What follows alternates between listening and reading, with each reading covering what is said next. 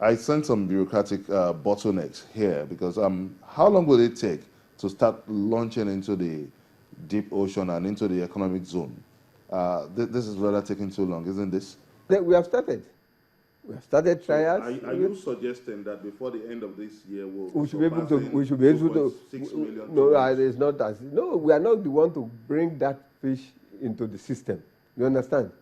Our own is purely to research, to go there and look at the different species of fish. Who are those that will be going? Now, we have in Nigeria what we call NITWA, that is the Nigerian Trawlers Owners Association. Okay. So those ones we will now call a stakeholders meeting. You understand?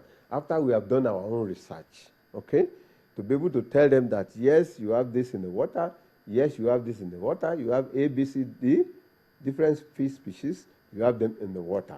And then the next question is, do we know the maximum sustainable yield? That means how often can they exploit this without adversely affecting the stock? That will be our first issue. Thereafter, we call it stakeholders meeting. After we have all our data, it is important. That is why the essence of research. It is important to get the data correct. Get all the necessary data, the type of fish that is in there, what are their maximum sustainable yield, and everything, their catch unit per effort, everything of the vessel and everything. Then we will now come out and say, look, for 1 year, for 2 years, we have been doing research on this. This is our findings. Now the industry will now look at our data and say, yes, so you have this, you have these shrimps, you have that, you have this. So for the next 10 years, we can exploit you without any problem. For the next 5 years, we can exploit without any problem. Thereafter, they can now come together and say, look, we need now to invest in deep sea operation. You understand? That was how we started the coastal water fishing. First of all, we did research. Look at the fish species there. Is it croaker? Is it Pinus notialis, that is the shrimps?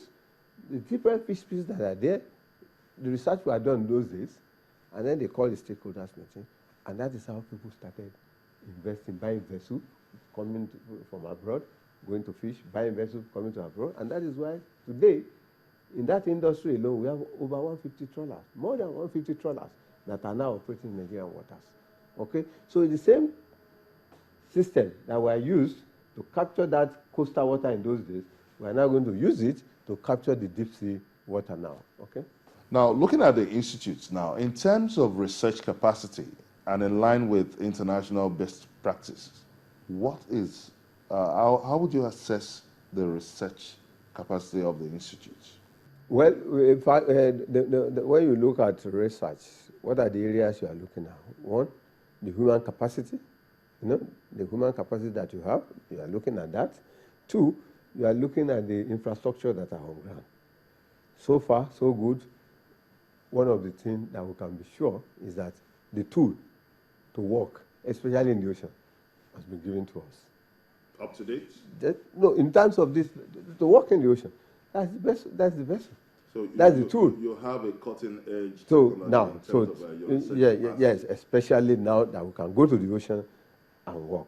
In terms of the other ones like aquaculture, culturing, and everything, that also we have announced. We have a place, house station. We call house station at Badore. If you get there, we have all the necessary infrastructure that can sustain research at our Badore, and we also have our stations because we are like 3 research institutes in one: oceanography, fisheries, aquaculture. So right now we have an outstation in Port Harcourt, Alu, in Port Harcourt. We have an outstation in Buguma, and we have an outstation in Sapele. So you are just seeing Lagos as just an headquarters. How do you see the Lagos State policy of Atlantic City? What some call is an arbitrary ocean encroachment. How do you say it? Well, there are 2 sides to the coin. First of all, it's something that is going to be economically good for this nation, because I think the whole idea is to simulate what happens in Dubai, so that you have, which has been done in other countries before. So 1, it's going to create employment. 2, it's going to generate a lot of revenue one way or the other, and Nigeria is going to be in the forefront of at least this Atlantic city. Would it be having any negative effects on our environment? Of course, there are impacts. There are impacts. The moment a structure of that nature is being put up, definitely you are going to have some impacts. And those impacts is that it has changed the pattern of the current of the ocean. It has changed the pattern of the current of the ocean. And so when there are sea surges that comes in once in a while, sea surges is a natural phenomenon that comes in once in a while, then you have that sea surges coming, and then what the impact is that the sea surges coming in now are more ferocious than it used to be. But at the same time, because of what is happening now, in fact, virtually now, for the past 1 year or two, you don't see this overflowing of the Atlantic into Ahmadu Bello Way again. Some environmentalists have made a doomsday prediction saying that a time will come when the whole state will be engulfed by flood.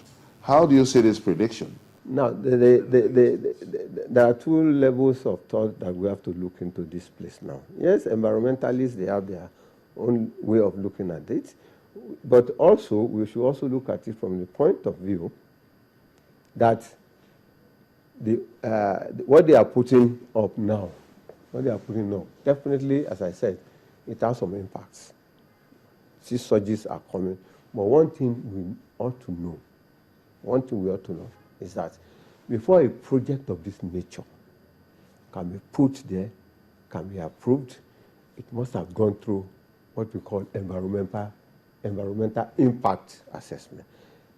No, they will not approve such a gigantic project if an environmental impact assessment has not been carried out and approved by the federal FEPA, Federal Environmental Protection Agency. Do we have sufficient enabling laws for our marine policy? Of course. There are some laws, especially in terms of fisheries. There are some laws that are enacted by the Federal Department of Fisheries, especially to protect our ocean in terms of fisheries. There are some laws in terms of guiding the operation of vessels, guiding the type of fish. You see, you cannot just go into the ocean, for example, and say you want to catch fish. You understand? Without using the correct mesh size of net. So, for example, if you are fishing, you must use the correct mesh size for your nets. And for fishing, we are talking of something in the neighborhood of 77 millimeters. If you are shrimping, that means catching shrimps, then the mesh size is different when you are fishing. That one is 44 millimeters. So, for that, all those laws are in place. So there is nobody who, and that is why when the vessel goes out to do the fishing or they go out to shrimping, the inspectorate division of the Federal Department of Fisheries must go to the jetty to go and inspect the nets, that the nets they are using are the correct mesh size. That's number one. Even, for example, I'm just talking about the industry, which is look at the turtle. Turtle is an endangered species now. So, and when you are shrimping, the tendency is that turtle can enter the net. But the Americans said they will not take your shrimp if you are catching turtle with your shrimp. So they now devise what we call TED, Turtle Excluder Device. So why is the U.S. so wary of the turtle? No, because it is classified. It's now classified as an endangered species. Sea turtle. Why is it an endangered species? Because there are not many. There are not many again in the ocean. There are not many again in the ocean. There are not many. You see the problem. Into extinction. Okay. So, and they must do everything within, because, for example, if it enters the net, the fishermen or the people will carry it and then they come and consume it. But they are now saying that you must ensure that you must have an opening for that turtle to escape back into the water. So all these, we have laws on all this front. You understand? And there are also laws on environmental aspects of the ocean. If you go to FEPA, there are laws on the environmental aspect of it. And as I said, there's no way a project can start without you, a project of that magnitude, without doing any environmental impact assessment. Are we making the best of our oceans, and what does the future hold for the Nigerian ocean? Well, the future for the ocean holds beautifully for us, because in the past, we have only limited ourselves to the coastal areas. But as I said, we now want to move into the deep sea to go and do some research. Research started in the coastal, just we are about starting the research in the deep sea. Because at that time, we don't have facilities, we don't have the vessel to go into the deep sea to go and look at the resources. Now that we have that vessel, we can go out into the deep sea, look at the resources that are there, and at the end of the day, we can now come up with the different species of fish that are there now, and then we can now translate this into the stakeholders meeting that, look, why don't you leave the coastal zone? Dr. Gbola Akande, it's my pleasure having you on this episode of Question Thank Time. you. Thank you very much. It's my pleasure. Thank you. And that's as much as we can take on this episode of Question Time. You may also send us your comments on our various social media platforms showing on your screen. Join us next week on another exciting episode of the show on Channels Television. Many thanks for watching. I'm Gbola Akande saying goodbye.